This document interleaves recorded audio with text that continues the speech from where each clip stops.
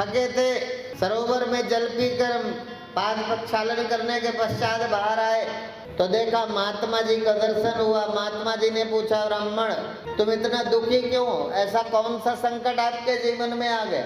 तो आत्मदेव जी ने सारी कथा बताई। बोले मेरे पास सब कुछ है, संतान न होने से अपने समाज के द्वारा उपेक्षित होकर आज मैं अपने शरीर को त्यागने के लिए इस वन में जा रहा हूँ। आपकी कृपा हो, आप मुझे कोई पुत्र दे सकते हैं, मेरे जीवन में संतान हो। तब महात्मा जी ने ध्यान लगा, बोले मुंचा ज्ञानम प्रजारूढ़म बलिष्ठा कर्मणो गति विवेकम तो समासाध्य त्यज संसार वासनम। अब महात्मा का काम तो उपदेश है, वो उपदेश देने लग गए। आत्मदेव जी ने बोला उपदेश नहीं चाहिए। उन्होंने कहा बलिष्ठा कर्मणो गति, कर्म की गति बड़ी बलिष्ठ है, बलवान है। विवेकम तू समासाध्य, विवेक के आश्रित होकर परमात्मा का स्मरण करते हुए संसार शक्ति का त्याग कर भगवान के शरण को ग्रहण करो। आत्मदेव मैंने ध्यान लगा के देखा 7 जन्मों तक तुम्हें कोई संतान का सुख नहीं है।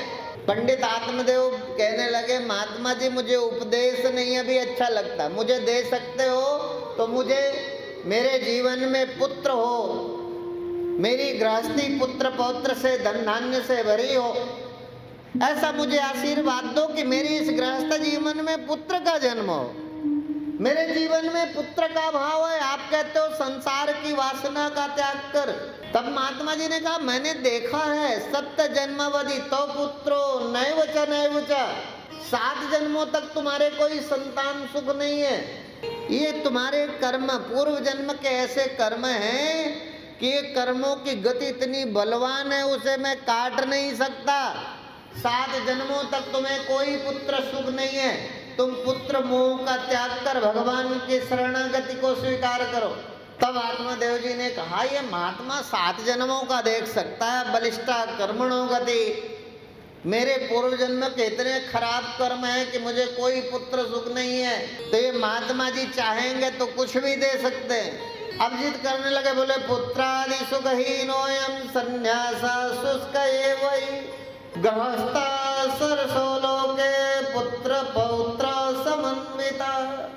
जैसे हम लोगों को सन्यास जीवन शुष्क लगता ना, अकेलापन सा।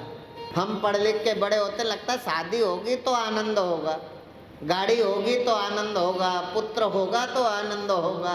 सन्यास जीवन तो बड़ा सूखा सा अलग अलग सा लगता है, उसमें कोई आनंद थोड़ी है। तो आत्मदेव जी कहने लगे महात्मा जी ये सन्यासा शुष्क हुई, जिस सन्यास जीवन का तुम मुझे उपदेश करते हो तो बड़ा सूखा आश्रम है। आनंद तो पुत्र पौत्र से भरा हुआ आंगन, जहाँ पुत्र पौत्र क्रीड़ा करते हो, छोटे नन्हे से बाल गोपालों के बीच रहना, पति पत्नी के साथ रहना, क्रीड़ा करना, हास प्रयास करना, ऐसा सुखमय जीवन छोड़ करके आप मुझे सन्यास का उपदेश देते हो, ये सन्यास मेरे बस का नहीं है। मुझे दे सकते हो तो पुत्र का वरदान दो, यदि पुत्र का वरदान नहीं देते तो मैं इस शरीर का त्याग आपके समक्ष, आपको साक्षी मानकर आपके सामने इस पंचभौतिक शरीर का त्याग करता हूँ। महात्मा जी को लगा यदि हमारे सामने त्याग कर दिया तो जो बनी बनाई मिलती है वो भी गई, जो थोड़ा बहुत महात्माओं के लिए आदर है, इज्जत है, हमारे सामने मरेगा तो ये समाज तो हमें भविष्य में रोटी भी नहीं देगा। महात्मा जी ने सोचा दे दो, अपनी बचा लें किसी तरह। वरदान दे दिया, हाथ झोली में डाला, झोली से एक फल निकाला और बोले पत्या भ्रष्टम फलम भुक्तम भुक्तम चेतितयोरितम। फल दिया, बोले जाओ ले जाकर के अपनी पत्नी को खिलाना, इससे आपके घर में पुत्र का जन्म होगा।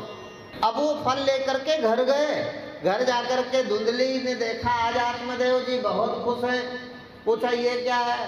अरे बोले महात्मा जी से मिलना हुआ और आज महात्मा जी ने हमें वरदान में पुत्र दिया है, ये महात्मा जी का दिया हुआ फल है, इसको खाओगे तो आपके इस गृहस्थ जीवन में पुत्र का जन्म होगा, हमारे घर में पुत्र का जन्म हो जाएगा। अब धुंधली तो कले संपन्न दुष्ट स्वभाव की स्त्री थी, उसे लगा ये बुढ़ापे में पंडित जी को ये पुत्र की कामना, जैसे आजकल नहीं ना, पहले हम दो थे, फिर हमारे दो, फिर हम दो हमारा एक, अब थोड़ी बहुत 1-2% केवल हम शादी करते हैं पर हमारा कोई ना हो, है ना, केवल शारीरिक सुख के लिए। 1-2 परिवार हमारे अपने परिचित हैं जिन्होंने शादी की है पर उन्हें संतान नहीं चाहिए, केवल शारीरिक सुख के लिए शादी कर ली, जबकि शादी संतान को जन्म देने के लिए करते थे। तो शादी कर ली, तो अब हम दो हमारे दो, अब हम दो हमारा एक, और धीरे धीरे अब संख्या ये बढ़ ना जाए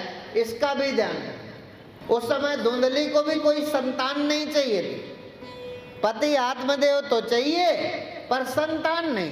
पड़ोसियों से पूछा, बहुत सारी परिचर्चा हुई, कहीं कोई, और वो कहती है देखो इस ब्राह्मण देवता को देखो, बुढ़ापे में पुत्र की कामना नहीं, इन्हें अंधा कर दिया है, इन्हें मेरे शरीर की भी चिंता नहीं है। अब ये मेरी उम्र पुत्र को गर्भ धारण करने की सामर्थ्य है, यदि मैंने पुत्र को गर्भ में धारण कर भी लिया तो पता नहीं पुत्र को जन्म देते मेरे प्राण ही न निकल जाए, या कोई चोरी हो जाए, आग लग जाए, कोई डाका डल जाए, कोई बदमाश गांव में नगर में प्रवेश कर जाए, फिर इस गर्भ को लेके दौड़ना भगना, खुद को बचाना कितना दुरूह और कठिन होगा। पर ये पंडित जी को समझ नहीं आता, इनकी पुत्र कामना ने इन्हें इतना अंधा कर दिया है कि इस उम्र में मेरी कोई चिंता नहीं, इन्हें पुत्र चाहिए। तो बहुत सारी माताओं ने समझाया, जिनके जीवन में भगवत कृपा थी, ऐसी भक्ति स्वरूपा माताओं ने कहा भाई देवी, पुत्र को जन्म देने से कोई मरता नहीं है, पुत्र को जन्म देने से कोई ऐसी पीड़ा नहीं है जिससे तुम्हारा जीवांत हो जाए। हाँ, हो सकता है बहुत सारी माताएं हैं जिन्होंने पुत्र को जन्म देते जिनका प्राण चला गया, मौत किस बहाने से कब आती है ये अलग विषय है, पर पुत्र को जन्म देना मौत नहीं है। पुत्र को जन्म देना तो मातृत्व का जन्म है, वात्सल्य का जन्म है। पुत्र पैदा होता है तो हृदय में करुणा, दया, प्रेम, वात्सल्य, प्रेम का जन्म होता है। इसलिए आप चिंता मत करो, बड़ी मुश्किल से साधु के कृपा से ये प्रसाद मिला, इसको खा लो, बताया नहीं, फल चुपचाप रख लिया, लोगों से कोई सहयोग मिला नहीं, अनुकूल सहयोग नहीं मिला। हमारे ज्यादातर मित्र, हमारा टाइम कहाँ ज्यादा व्यतीत होता, जहाँ अनुकूल हो, हमारे को अच्छा बोलने वाला।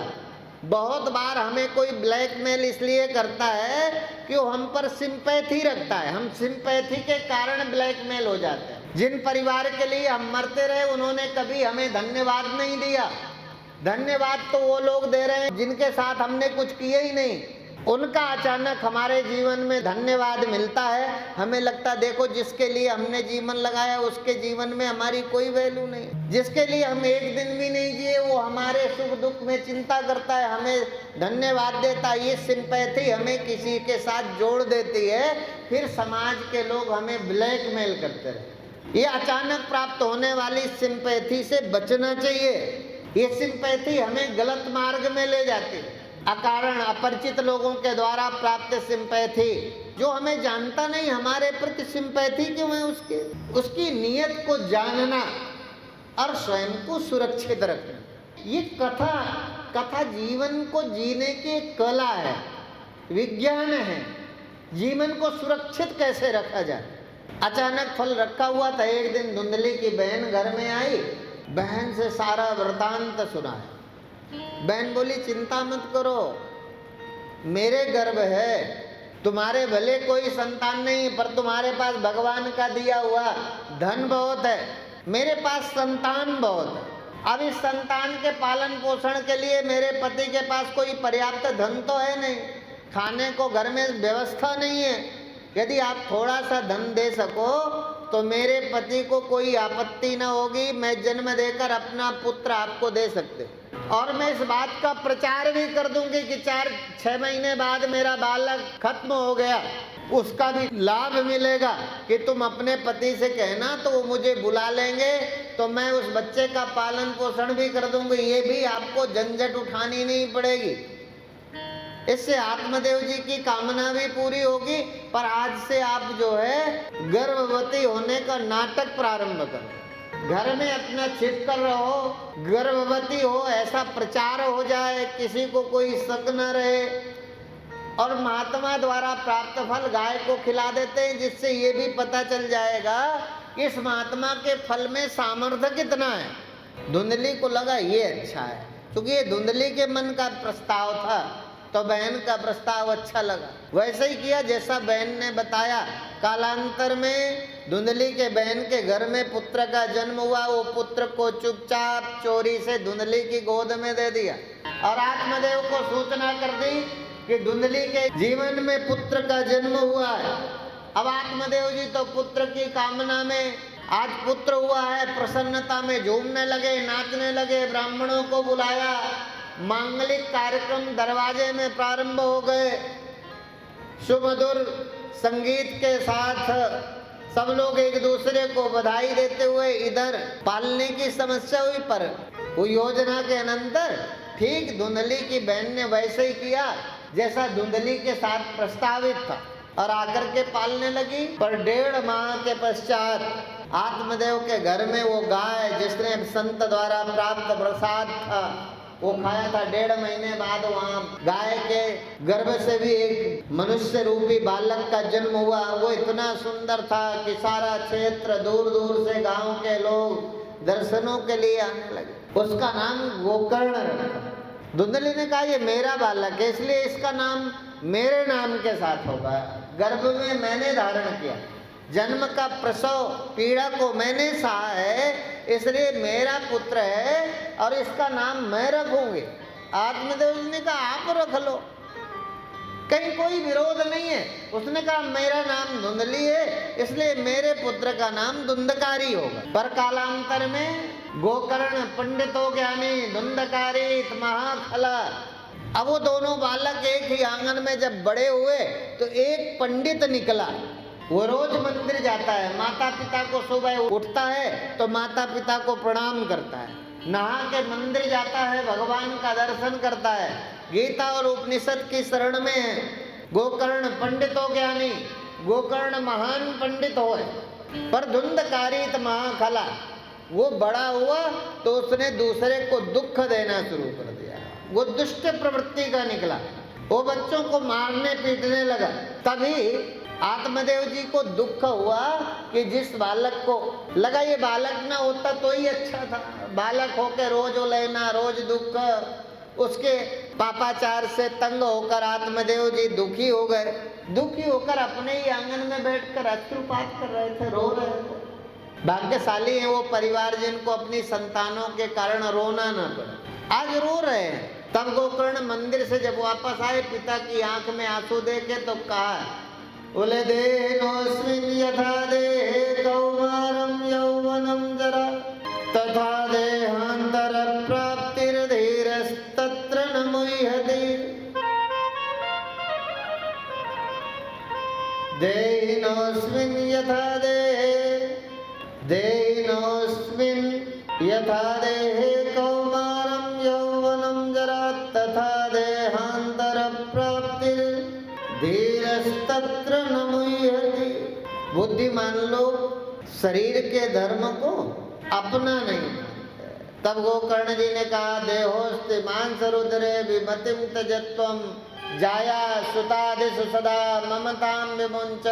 पिताजी किस मोह में फंस गए आप, जैसे तुम अपना पुत्र मान रहे हो। ये देहोस्ति मांसरुद्रे विमतिं त्यजत्वं, ये हाड़ मांस का पिंड है जिसमें तुमने अपना मैं मान रखा है, ये मेरा है। इस दुख से मुक्त होना जाया सुतादिषु सदा ममतां विमुंच पश्या निशम जगदिदम क्षणभंगुनिष्ठम वैराग्य राज्य रसिको भव भक्ति निष्ठा। जिस हाड़ मांस के इस लोथड़े में तुमने अपना पुत्र मान रखा है, जिसके कारण दुखी होकर के रो रहे हैं आप आज, इससे अपनी ममता का त्याग कर दो। और क्या करो, बोले धर्मं भजस्व सततं त्यज लोक धर्मान् सेवस्व साधु पुरुषं जय काम तृष्णाम् अन्याश्च दोष गुण चिंतन सुमुक्त्वा सेवा कथा रसमहो नितरां पिबत्वम्। बचे हुए शेष जीवन में भगवान की कथा को स्मरण करो और करते हुए क्या करो, बोले अन्यास।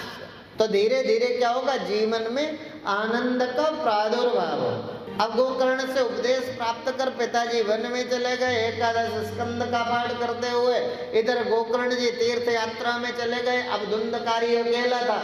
अब अकेला धुंधकारी अब वासनाओं में, बुरी आदतों में आकंठ डूबा हुआ, माता के द्वारा घर में रखा हुआ सारा धन वासना में खर्च कर दिया। अब कोई धन तो बचा नहीं। उसका 5 देवियों के साथ संपर्क हुआ, जिनको भागवत महापुराण में पंचवैश्याएं कहते हैं। उन पंचवैश्याओं के संस्पर्श में आ जाने के बाद कामनाओं में आकंठ अंधा धुंधकारी अपनी माँ से और धन मांगने लगा।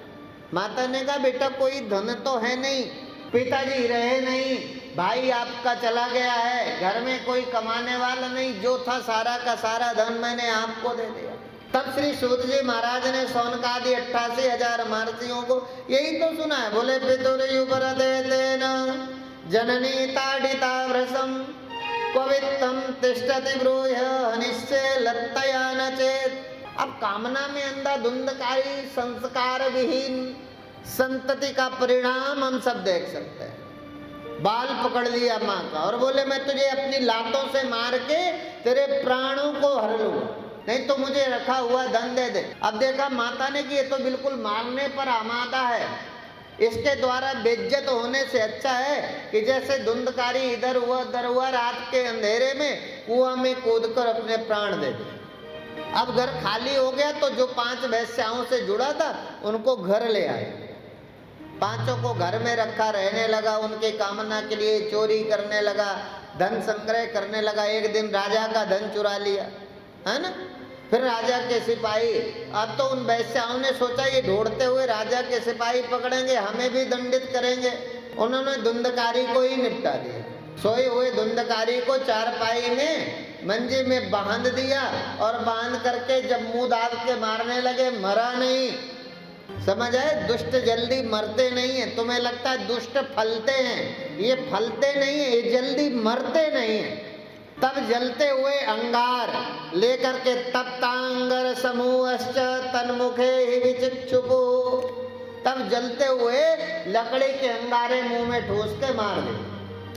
अब मरने के बाद जब गोकर्ण जी को पता चला, उन्होंने पिंडदान किया, गया में श्राद्ध किया। श्राद्ध करने के बाद जब घर आए, घर में देखा कोई था ही नहीं।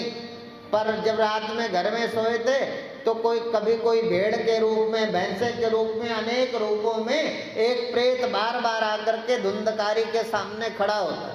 धुंधकारी ने कहा तुम कौन हो, बोल नहीं सकता। तब उन्होंने अपने कमंडल से जल लिया, अभिमंत्रित करके मारा तो आवाज आई, अहम भ्राता तुदेयोस्मि धुंधकारी तनामता। आवाज आई, मैं तुम्हारा भाई हूँ, मेरा नाम धुंधकारी है। स्वकीय नैव दोषेण ब्रह्मत्वम नाजितम मया, मेरे द्वारा ऐसे जघन्य पाप हुए। तब गोकर्ण जी को लगा मैंने तो गया श्राद्ध किया है, मैंने पिंडदान किया, तुम अभी भी भटक रहे हो, मुक्त नहीं हुए। बोले मेरी मुक्ति गया श्राद्ध सते नापि मुक्तिर में न भविष्यति। एक गया श्राद्ध से नहीं, 100 गया श्राद्ध भी करोगे तो मेरी मुक्ति नहीं होगी। मेरे कारण असमय पर मेरे पिता ने अपना शरीर त्याग दिया, मेरे व्यवहार के कारण मेरी माँ कुआं में कूदकर अपने प्राणों का विसर्जन कर दिया। मेरे कारण ये सारा अपराध जो कृतकारित तो हुआ है, इससे बच पाना संभव नहीं है। तब गोकर्ण जी ने भागवत का प्रारंभ किया। श्रीमद्भागवतान् मुक्ति सप्ताह वाचनम कुरु। इस तरह से भागवत का सप्ताह का वाचन प्रारंभ कर दिया। भागवत सप्ताह के वाचन से धुंधकारी प्रेत योनि को प्राप्त, है ना। ये धुंधकारी कौन है? ये धुंधकारी कामनाओं में डूबा हुआ ये हमारा मन, जो हमें धर्म का अनुकरण नहीं करने देता। इसलिए कहा मन का कहा न मानिए, मन है पक्का धूर्त, ले बोरे दरियाओं में जाए हाथ से। हम मन के कारण बहुत सारे पाप, मन को अच्छा लगता है खा लिया, मन को अच्छा लगता है कर लिया। हम मन से ऊपर उठ करके कुछ करें। इसलिए काम, क्रोध, लोभ, मोह, मद, मत्सर, अहंकार, है ना। और ये पंच वैश्याएं कौन है? ये 5 हमारी जो इंद्रियां हैं ना, ये हमारी वैश्या हैं। अब इन्हें पतिव्रता बना लो या इन वैश्याओं के साथ अपने जीवन को शुरुआत करो। या तो पंच वैश्याओं के साथ जियो या इन वैश्याओं को पतिव्रता बना दो। आपके हाथ में है, आपसे ऊपर नहीं है, ये आपके नियंत्रण में है। आँख आपकी है, आप देखना चाहो तो इससे भगवान का, गुरु का दर्शन कर लो, देखना चाहो तो इससे गंदे चित्र देख लो। चाहो तो इसे वैश्या बना दो और चाहो तो इसे पतिव्रता बना दो, है ना। और ये कान है आपकी इंद्रियां, इससे चाहो तो परमात्मा के गुणगान को श्रवण कर लो और चाहो तो इसमें गंदी चीजें सुनना प्रारंभ कर दो। ये पंच वैश्याएं कोई अलग से थोड़ी थी जिनको उसने लाके घर में रखा। इन पंच वैश्याओं के वशीभूत होकर के हम अपनी मानवता से भटक गए। ये धुंधकारी मन, ये जो मन है ना, यही धुंधकारी है। ये जो बुद्धि है, जो मन के अनुसार संचालित होने वाली बुद्धि का नाम धुंधली है। ये बुद्धि भगवान की कथा से प्रकाश को प्राप्त होगी, तब हमारा जीवन आनंद से भरा होगा। ये अवसर है इस आनंद की प्राप्ति के लिए। इस आनंद की प्राप्ति के लिए हम सब लोग भागवत में उपस्थित, तो सारे लोग व्हाट्सएप चलाते हैं ना। व्हाट्सएप में और चीजें जो भेजते हो, आपका अपना ग्रुप है, कथा का प्रचार भी कर सकते हो। पर कितने लोग हैं जिन्होंने अभी भेजा हो? नहीं भेजा ना। तो सोचो कि यदि आप अच्छा काम भगवान के नाम का प्रचार करते हैं तो आपके सुनने का पुण्य भी आपको मिलेगा और भगवान के प्रचार में व्हाट्सएप से एक दूसरे को सूचित करोगे, ये भी पुण्य मिलेगा। आज प्रथम दिन है, आपकी उपस्थिति वंदनीय है। आपकी उपस्थिति को प्रणाम करते मैं अपनी वाणी को विराम दूंगा। सद्गुरुदेव।